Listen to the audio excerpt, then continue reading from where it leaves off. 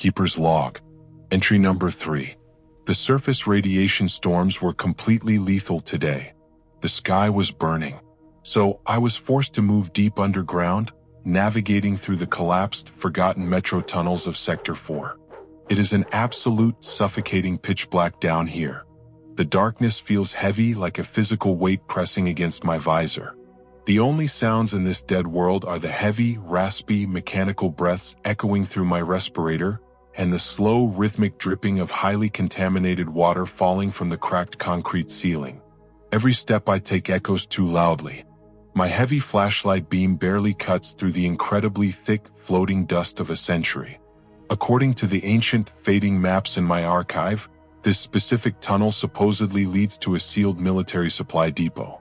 But halfway down the rusted tracks, my thermal scanner suddenly vibrates. It picks up a very faint, irregular thermal signature. It is not large enough to be a human survivor, and its heat pattern is definitely not a machine. I carefully draw my weathered sidearm, my thumb resting on the safety. I slowly and silently approach a massive, derailed, and heavily rusted subway car that blocks the path. The metal is warped and violently torn. Suddenly, a sound echoes sharply through the dead tunnel, freezing the blood in my veins. It is not a mechanical hum. It is not the wind whistling through the cracks. It is a deep, guttural, biological growl. I slowly raise my flashlight, shining the bright beam inside the twisted, sharp metal of the train interior. There, backed defensively into a dark, dusty corner, is a German Shepherd. A real, living, breathing dog in this completely dead world. It is wearing a heavily modified, heavily rusted K9 military survival harness. Its back leg is firmly, brutally pinned under a massive, fallen steel support beam. But the dog is not crying or whining in pain. It is aggressively baring its sharp teeth, fiercely and loyally guarding a torn, dust-covered biosuit lying lifelessly next to it. Its owner. The dog has been standing guard over him for days, slowly and painfully starving to death alone in the absolute dark. My heart completely sinks into my stomach.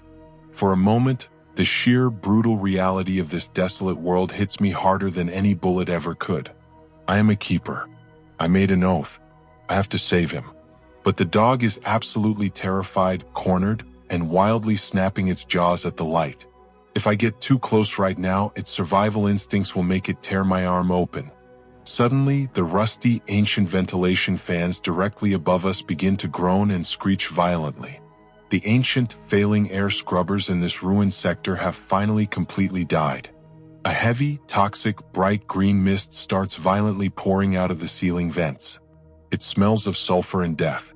It starts slowly rolling down the tunnel toward us like a heavy, creeping liquid wave. We have exactly 3 minutes before that corrosive gas eats straight through my carbon filters and drowns us both in agony. I have to act right now. I slowly holster my weapon, making sure the dog sees the movement. I reach deep into my tactical pouch and pull out my absolute last emergency ration pack. A small, tough piece of dried, salted beef jerky. I slowly, carefully toss it onto the dusty floor near the dog's trapped paws. The shepherd immediately stops growling. It sniffs the stagnant air frantically and then devours the meat in one desperate, starving bite. It looks up at me. The primal, wild aggression in its eyes is instantly replaced by deep, desperate exhaustion and a silent plea for help. I speak in a very low, calm, soothing voice. I slowly take off my heavy protective right glove, exposing my bare, vulnerable human hand to show I am not a threat. I slide dangerously close to the pinned, bleeding leg. I wedge an old, heavy hydraulic car jack from my pack directly under the massive fallen steel beam.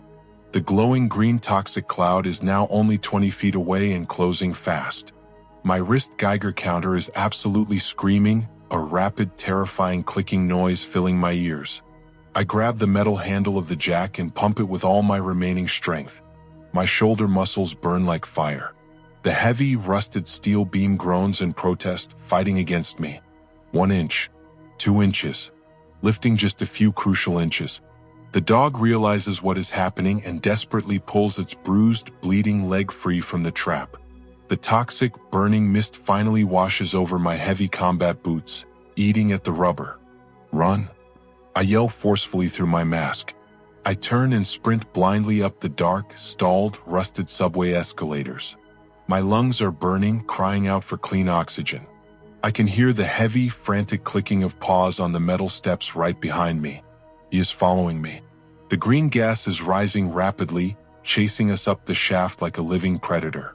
We reach the top.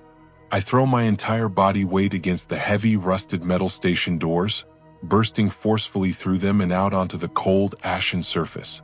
We both collapse hard onto the freezing, cracked concrete. The heavy metal doors slam shut violently behind us, perfectly sealing the deadly gas below in the dark. I lay flat on my back, staring up at the bleak, overcast gray sky, breathing incredibly hard, my heart hammering in my chest. Then I feel it. A cold, wet nose gently nudging my bare, scarred hand. I slowly look over. The German Shepherd is sitting quietly next to me, bleeding but alive, watching the bleak horizon. I am the last keeper. And starting today, I am no longer walking this wasteland alone. End of log.